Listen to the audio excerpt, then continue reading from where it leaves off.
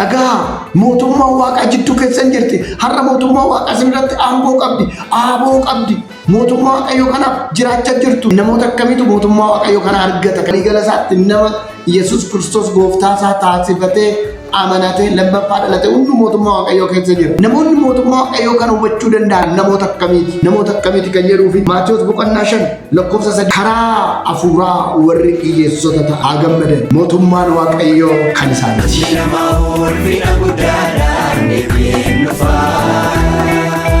Bila papi binisa hundu asumatapa Elmina maul bina gudara ninufa Bila papi binisa hundu asumatapa Asumatapa rekinisa asumatapa Rachula Yesus dibinufa Asumatapa rekinisa asumatapa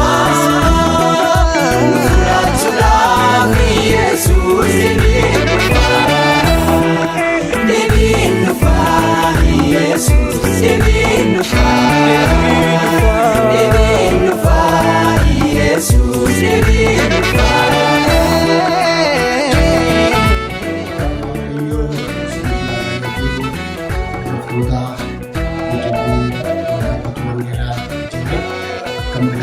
Kan jirtu barumsa waa'ee mootummaa waaqayyoo jedhu kan wajjin calqabne guyyaa har'aa kana kutaa 5ffaasaa waliin itti fufna. Maqaa waaqayyoo bara amma biraatti kan eebbifame haa ta'u waaqayyoo akka nu barsiisu hin kadhanna sagalee isaanii. Yaa waaqayyoo mootii bara baraa galanni guddaatiif haa ta'u gooftaa dubbii sagalee kee dhugaa kee barannaa hafuurri kee ayyaanni kee nu haa barsiisu. Kallattii hundaan ati nu gaggeessi nu waliin ta'ii maqaa gooftaa keenya Yesuus Kiristoos ittiin nu jaalatte ameen. Maqaa waaqayyoo bara amma baraatti kan eebbifamu haa ta'u egaa barumsa keenya kutaa 4ffaa keessatti mootummaa waaqayyoo mallattoo nu jidduu jiraachuu ishee mootummaa waaqayyoo dinqii waaqayyoo hojjetuun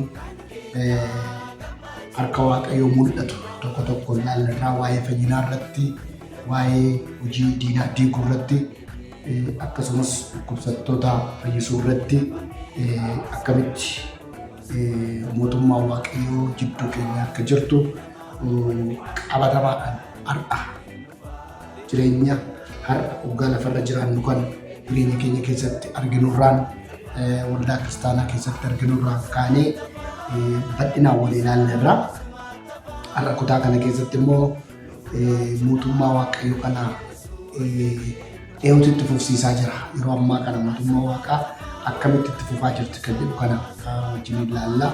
Amma mootummaa waaqayyoo kana eenyutu itti fufsiisaa jira kan jedhu kanaaf shakkii tokko malee deebiin keessan waldaa kiristaanaa akka taate nan amana. Waa'ee mootummaa waaqayyoo kana lafa kanarratti kan itti fufsiisaa jiru har'a waldaa kiristaanaati. Waldaan kiristaanaa calqabatti makumti kiristaana jedhamu kun sagalee waaqayyoo irraa akka barannutti hojii ergamootaa boqonnaa 11 lakkoofsa 26 irratti yeroo calqabaatiif biyya Anxookiyaa jedhamtutti duukaa buutonni gooftaa Yesuus Kiristoos kiristaana jedhamanii waamamanii maqaan kun moggaafamee fi maqaan kun duukaa buutotaa moggaafamuu hin argina. Waa'ee waldaa immoo gooftaa Yesuus Kiristoos kan dubbate yeroo calqabaaf Maatiyos boqonnaa 16 lakkoofsa 18 irratti gooftaa Yesuus Kiristoos innaa dubbatu argina jechuudha. Ani sittin himaa akkuma Phexros jechuun dhagicha ta'e ati dhagaadha. Anis dhagaa hin sochoone kana irratti waldaa koo nan ijaaraa gooftummaan du'aas matumaa waldicha irratti humna hin godhatu hin moos jedhee dubbate gooftaan maqaa waaqayyoo kan eebbifame haa ta'u. ነው አንተ ጴጥሮስ ነህ። ጴጥሮስ ማለት አለት እንደሆን እኔም በዚች አለት ላይ ቤተክርስቲያንን መሰረታለሁ የገሃነም ደጆች አይችሏትም jedhee dubbate gooftaa Yesuus Kiristoos gooftummaan du'aa haleluuyaa gooftummaan du'aa matu waldaa irratti humna hin qabu, humna hin godhatu, himmoos jedhe mootummaan du'aa himmoo jedhe. Mootummaan dhaabu kun waldaa kiristaanaa keessatti mootummaan kennu kun waldaan dhaabu kun mootummaan ittiin isheen sochootu kun mootummaa Waaqayyooti. Harka Waaqayyooti, irree Waaqayyooti. Kanaafuu iyyuu mootummaan dukkanaa ishirratti aangoo godhachuu hin danda'u. Humni dukkanaa ishirratti aangoo godhachuu hin danda'u. Kan jedhu kana yaada waggaa kaasuu argina jechuudha. Aangoo irratti godhachuu hin danda'u. Mootummaan dukkanaa aangoo irratti godhachuu hin danda'u. Mootummaan kun mootummaa cimaadha. Mootummaan kun mootummaa guddaadha. Mootummaan kun mootummaa humna Waaqayyootiin gaggeeffamu akka ta'e Gooftaa Yesuus Kiristoos innaa dubbatu argina jechuudha. Waldaa kiristaanatitti Gooftaa Yesuus Kiristoos mootummaa kana kan kenne jechuudha. Waldaan kiristaanaa akka dhalattu, waldaan kiristaanaa akka dhuftu, waldaan kiristaanaa kan inni mootummaa dukkanaa dandeenye kan immoo inni fuuldura keenya akka jirtu Gooftaa Yesuus Kiristoos as wangeela Maatiyos boqonnaa 16 lakkoofsa 18 kanarratti nu barsiiseera jechuudha. Maqaan Waaqayyoo kan eebbifame haa ta'u. Eegaa waldaan kun immoo yoom dhalatte, yoom calqabde? Inni kunis gaafidha jechuudha. Gooftaa Yesuus Kiristoos dubbateera. Mootummaan dukkanaa kan hin dandeenye, mootummaan isaa kan keessatti dagaagu, mootummaa isaa kan itti fufsiistu, aaboo mootummaa isaa fuutee kan sochootu, aaboo mootummaa isaa fuutee kan sochootu waldaan kiristaanaa akka dhalattu Gooftaa Yesuus Kiristoos dubbateera. Egaa waldaan Gooftaa Yesuus Kiristoos dubbate kun yoom dhufte, yoom dhalatte, yoom dhufte kan jedhu kanaafi sagalee Waaqayyoo guutummaa isaatti akkuma nu barsiisuun Gooftaa Yesuus Kiristoos erga du'ee aarsaa kaffalee jechuudha. Fannoo irratti dhimma keenya hunda xumuree Gooftaa Yesuus Kiristoos du'ee awwaalamee guyyaa sadaffaatti erga du'aa ka'ee ol deebi'ee mirga abbaa taa'ee booda waldaan kiristaanaa akka dhalatte hin dubbata jechuudha sagalee Waaqayyoo. Kana karaa kallattii ta'een yoo akkas jedhamee barreeffamee argachuu baanne garuu Gooftaa Yesuus Kiristoos innaa du'aa ka'ee guyyaa 40 lafarra deddeebi'ee duuka buutota isaa jajjabeessee humnatti godhee abdiitti godhee abdii Waaqayyo abbaan isiniif kenne eeggadha. Guyyaa gabaabduu guyyaa muraasa booda humna hafuura qulqulluutiin hin cuubamtu, humna hafuura qulqulluu fudhattu. Humna hafuura qulqulluu fudhattan malee Yerusaalemiin bayinaa jedhee hafuuraan isaan abboomee otoo isaan laalanuu duumessi fuuldura isaaniitiif fudhate Gooftaa Yesuus Kiristoos ol ba'ee mirga abbaa isaa taa'ee magaalaa Yerusaalem tura jedheeni magaalaa Yerusaalem sana innaa turan guyyaa 10 lafarra kan deddeebi'e Gooftaa Yesuus Kiristoos du'aa ka'ee guyyaa 40 walitti maal ta'e guyyaa 50ffaa yookiin baala amsaa kan guyyaa Phenxeqoosxee kan jedhamu kana guyyaa sana odoo bakka tokkotti walitti qabamanii abdii Gooftaan kenne kana alachuu waldaa kiristaanatiif qophaa'aa otoo jiranuu humni hafuura qulqulluu gaara dingata jedha akka ursatti dhufee akka arraba abiddaa kan fakkaatu isaanirra qubatee isa booddee hundi isaanii hafuura qulqulluudhaan guutamanii hafuurichis akka isaan dubbataniif afaan garagaraa isaaniif kenne afaan garagaraan haasa'an jedhee hojii ergamootaa boqonnaa 2 irratti hin arginaa jechuudha. Boqonnaa 2 irratti waldaan kiristaanaa humna hafuura qulqulluutiin akka dhalatte sagalee Waaqayyoo kun kan nu agarsiisu. Boqonnaa 2 irratti onnaa dhalattu kana Maatiyos boqonnaa 16 lakkoofsa 18 irratti garuu waldaan kiristaanaa akka dhalattu maal ta'e jechuudha tsinsasaa ተጸነሰች በቃ ጎፍታ ኢየሱስ ክርስቶስ እንዱፍት ይዴ አብዲ ከኔራ ህንለት ይዴ ዱበቴራ እሺን ህንለት ይኩንሙ ዱአ ጎፍታ ኢየሱስ ክርስቶስ ቦድ ዱአ ካኡ ጎፍታ ኢየሱስ ክርስቶስ ቦድ ከትንሳኤ በኋላ ከጌታ እርገት በኋላ እርገ ጎፍተን ኦልበይ ምርገ ባዛታይ ጉያ ኩርነፋረት ሞ ወልዳን ክርስቲያና መጋለ ኢየሩሳሌም ከሰት አለት መቃዋቀዮ ከደብፈም ያተው ጋፋ ወልዳን ኩኒ አለት ጋፋ ወልዳን ኩኒ ዱፍቱ akka carraa ta'ee guyyaan sun guyyaa 50ffaa jedhamee sabni Israa'el ayyaanota ayyaaneffatan keessaa isa tokkodha. Warri kadhannaadhaan ciman Yihuudoonni biiftuudhaa gadi jiran biyya kam keessa iyyuu kan jiran guyyaa sana magaala Yerusaalemitti walitti qabamanii ayyaana mataa isaanii ta'e ayyaaneffachaa jiru. Namoonni dhibbi tokkoo fi digdamni duuka buutaa gooftaa Yesuus Kiristoos maaram gooftaa Yesuus Kiristoos maaram dabalatee jechuudha. Haadha gooftaa Yesuus Kiristoos maaram dabalatee dubartoota keessaa maaram dabalatee nama dhibba tokkoo fi digdama ta'anii bakka tokkotti kadhachaa jiru. Isaan kun abdii eegaa jiru. Isaan sun immoo ayyaana waaqeffataa jiru. Ayyaanichi guyyaa 50ffaadha. Jara kanaafis immoo guyyaa 50ffaa ta'eera. Gooftaan Yesuus Kiristoos erga du'aa ka'ee guyyaa 40, erga ol ba'ee mirga abbaa isaa ta'ee guyyaa 10, walitti guyyaa 50ffaadha. Walirratti dhufe jechuudha. Gaafa hafuurri qulqulluun dhufu kun dingata warra garaadhaa kana keessatti garaagarummaan dhufe. Maqaan Waaqayyoo kan eebbifame haa ta'u. Warra ayyaana guyyaa 50ffaa sabni Israa'el kakuu moofaa keessatti kennameef walitti qabamanii warri kadhaadhaan ciman, warri biiftuudhaa gadi jiran, uummanni biiftuudhaa gadi jiru, Yihuudoonni hundi walitti qabamanii lafa kadhataa jiranitti isaan kun immoo kan gooftaan isaan abboome walitti qabamanii odoo abdii eeganuu inni abdiidhaan eeggamu sun isa ayyaaneffatan odoo hin ta'in inni abdiidhaan eeggamu sun hin dhufe. Maqaan Waaqaa haa eebbifame haa ta'u. Yesuus Kiristoos gooftaan. Hafuurri qulqulluun gaafa dhufu kana mallattoo kana sadantu dhufe jechuudha. Mallattoo kana sadantu dhufe. Innaa waldaan kiristaanaa lafatti dhuftu mallattoo kana sadantu dhufe. Maayinni mallattoon dhufe otoo isaan taanuu jedha. Dingata odoo kadhachaa jiranuu akka uursaa waaqarraa akka bubbee bubbisutti dhaga'ame jedha.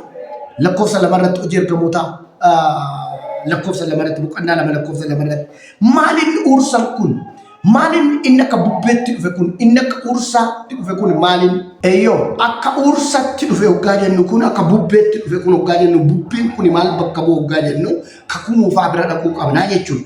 Kakuu moofaa bira innaa dhaqnu Hisqeel boqonnaa 37 irratti kan arginu Hisqeel boqonnaa 37 irratti kan arginu waa'ee lafee goggoganii dachaa guutanii dubbata. Waa'ee lafee goggoganii dachaa guutan agarsiisa.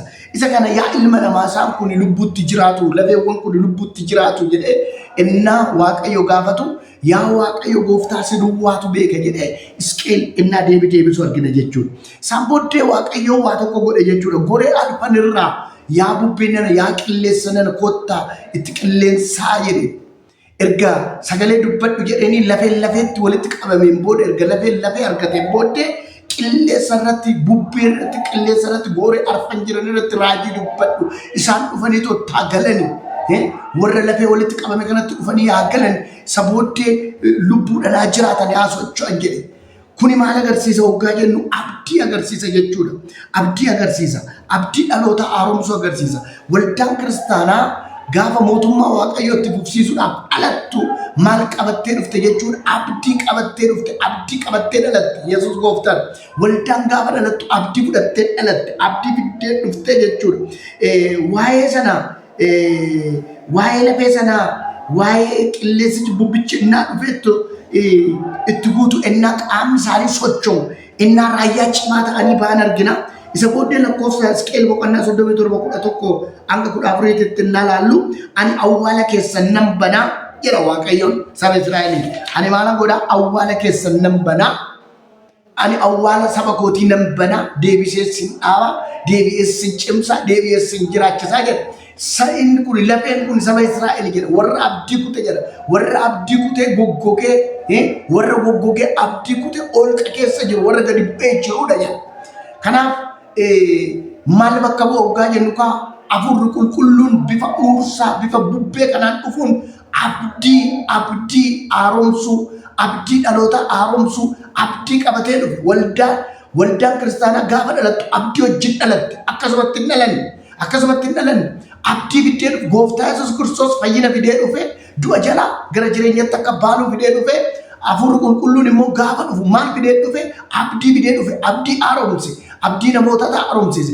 Mootummaa gooftaa Yesuus Kiristoos fidee dhufe kana itti fufsiisuudhaaf abdii nu qabatee dhufe. Maqaan Waaqayyoo kan eebbifame haa ta'u. Har'a kaa waldaan kiristaanaa abdii qabatteet mootummaa Waaqaa babal'isaa jirti. Abdii qabdi. Yoo rakkatte, yoo dhiphatte, yoo gidiraan irratti ka'e, lolloo irratti ka'e, hiriira baay'eetu jira. Hiriirri kun hundi hoggaa irratti ka'e waldaan kiristaanaa hin dadhabdu. Waldaan kiristaanaa waan kuftee yoo fakkaatte hin kuftu, waan dadhabdee yoo fakkaatte hin dadhabdu, waan gatamtee yoo fakkaatte hin gatamtu. Maal abdii qabdi. Haleluuyaa. Abdiin ishii eenyu? Hafuura qulqulluun. Hafuura qulqulluun abdii qabatee dhufe. Hafuura qulqulluun humna qofa qabatee dhufe, abdii qabatee dhufe. Mootummaa Waaqaa keessatti abdiitu jira. Kanaaf amma abdiin jiraanna. Abdiin nama jiraachisa.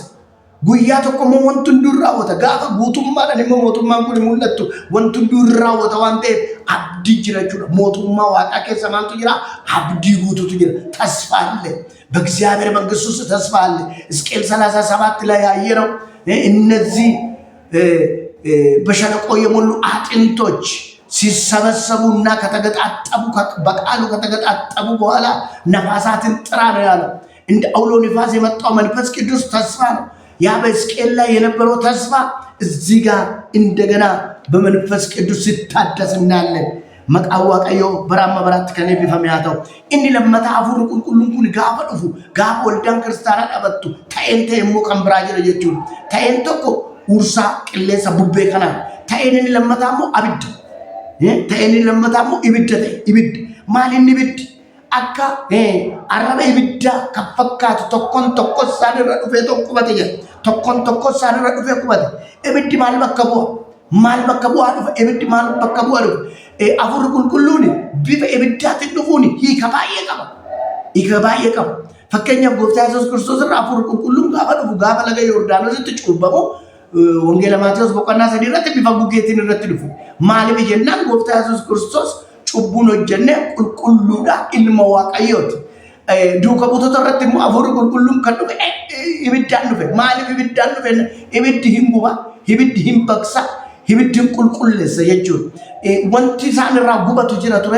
ወንቲ ሳንራ ቁልቁላው ጅራ ቱሬ ዱከ ቡቶ ተራ ወንቲ ቁልቁላው ወንቲ ጉበቱ ወንቲ በክፈሙ ጅራ የጁና አርጊተኒ ያደገራ ሳኒ ከምበክሱ ከንሳንራ ጉቡ ዋፋየ ዋንጅሩፍ ይብዳ ሙለት አምብራሞ ይብዳን ዱፉንሳ ማለገርሲሰው ጋጀን ወልዳን ክርስቲያና ይብዳን ዱፉ ማለገርሲሳ አርገሜን ሰዋቀዮ ተገርሲሳ አርገሜን ሰዋቀዮት ዋቀዮን አርገሜን ሰሳ argamin sasa kanin mul'isa ture kakuma Waaqaa keessatti ibiddaan ture hiyaadatu yoo ta'e sabni Israa'el ennaa biyya Gibxiitti ba'an biyya garbummaatti ba'an Waaqayyo ennaa isaan baasu halkan maaliidhaan isaan gaggeessa ibiddaan isaan gaggeessa guyyaa duumessaan isaan gaggeessa ibiddaan dhufa ture ibiddaan mul'ata ture Waaqayyo ibiddaan mul'ata ture Musee ennaa lafa onaatti waamu ibiddaan waame ture ibiddaan mul'ata Waaqayyoon ibiddaan mul'ata ture argaminsa Waaqayyo agarsiisa ibiddichi suni jechuudha.